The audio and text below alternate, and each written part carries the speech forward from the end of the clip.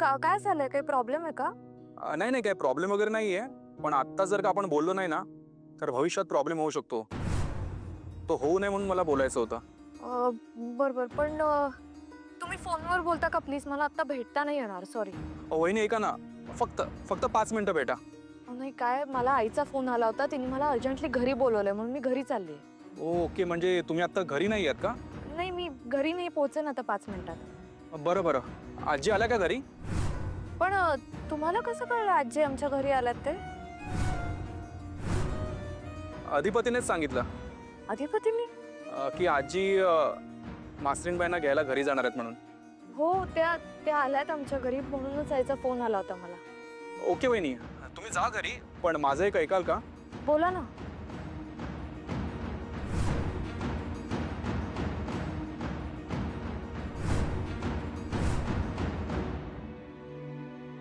हे सगळं तुम्हाला अधिपतींनी सांगितलंय?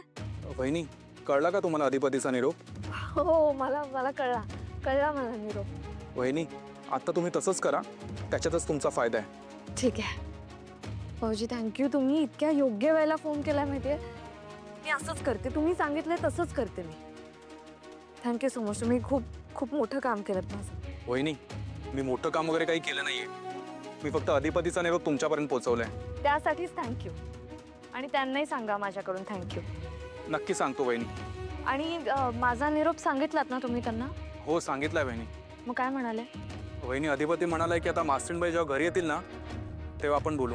ओके, ठीक आहे. वहिनी, अजून काही जर का निरोप असेल ना तो मला तुम्ही सांगा, मी तो सांगतो. पण आता मी जे सांगितलं ना तुम्हाला, तुम्ही तेवढं फक्त करा. हो, मी तसंच करेन. तुम्ही नका काळजी करू. हां, ओके वहिनी, बाय बाय.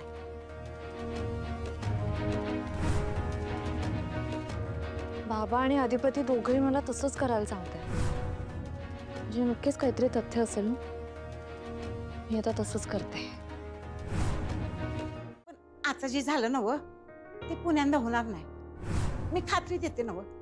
इथून पुढं सुनबाईला घर सोडण्याची पाळी येणारच नाही बघा.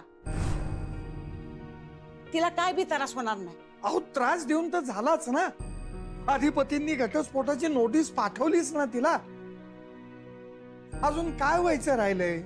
आजी, एक सांगू का, तुमच्याबद्दल आमच्या मनामध्ये खरंच काही राग नाही हो. उलट आम्ही तुमचा खूप आदर करतो.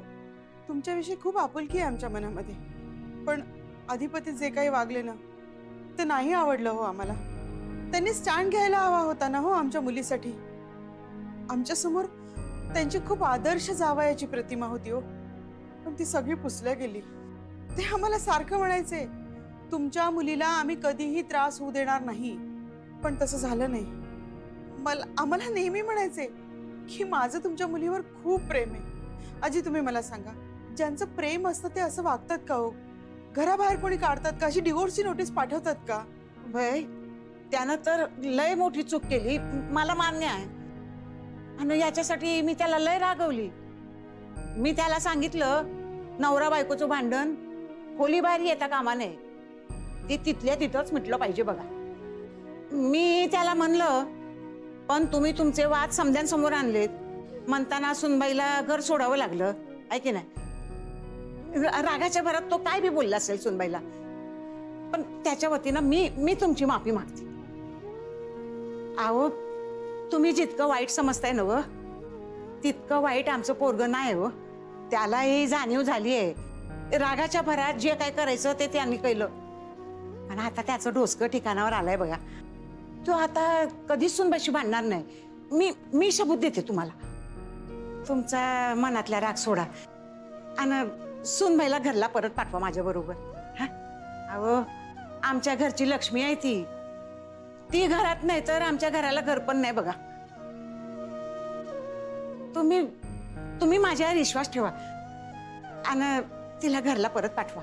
म्हणजे आजी, तुम्ही खरंच अक्षराला न्यायला आलाय? होय की. त्या दिवशी दुर्गेश्वरी मॅडम आल्या आणि काय काय बोलत होत्या कोण जाणे. आणि त्याही हेच म्हणाल्या की मी अक्षराला घेऊन जायला आले म्हणून. आणि आता तुम्ही आलात आजी. तिचं बोलणं मनावर घेऊ नका. तिला तर अक्कल नाही. काय बोलायचं, काय करायचं, काय तिला कळत नाही बघा. पाहिजे तर मी तिच्या वतीनं तुमची माफी मागते.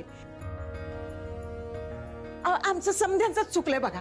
हा हे बघा, आता आमची चूक आम्ही सुधारतोय. भांडण जास्त वाढवाय न ग. बोलवा तुम्ही सुनबाईला, मला बोलायचंय तिच्याशी.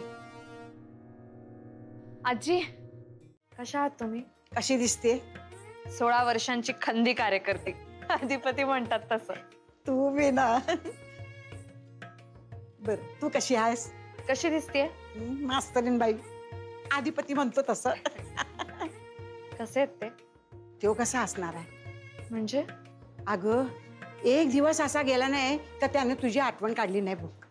तुझ्याशिवाय घराला घर पण नाही बघ. माफ करा आजी, मी जरा मध्येच बोलतोय, पण मला एक कळत नाहीये की जर अधिपतींचं एवढं प्रेम आहे अक्षरावर, तर मग त्यांनी घटस्फोटाची नोटीस का पाठवली? काय आहे, त्याचं डोकं जरा तापट आहे.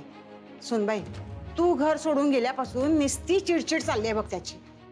अगं, त्याला कळतच नव्हतं काय करावं ते. सारखं म्हणत होता, भांडण झालं म्हणून काय झालं, मास्तरीनबाईंनी असं घर का सोडून द्यायचं, अशी चिडचिड करत होता बघ. आणि त्या रागातच काडीमोडची नोटीस पाठवली तुला. माफ करा, पण हे बघा, हे मला काही पटत नाही. मी काय म्हणते, ती नोटीस बिटीस आता द्या सोडून. सुनबाई, बाळा ये बघ, फोनवर हे बोलणं समजा शक्य नव्हतं बघ. म्हणताना मी तुला इथे भेटायला आली. आणि तू किती दिवस इथं माहेरी राहणार? हा अगं, आपलं घर आहे ते. तू चल घरला, मी तुला न्याय आले बघ.